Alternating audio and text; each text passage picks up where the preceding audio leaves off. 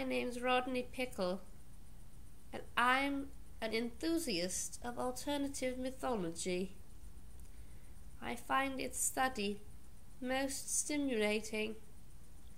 This is my friend, Elton Jim. Elton Jim is not an enthusiast of comparative mythology. He finds its study most unstimulating. I have read in the Bodhisattvas, which are not a book, but should be, that there is a dual nature in God and mankind, manifested by the holding of the lotus of the world.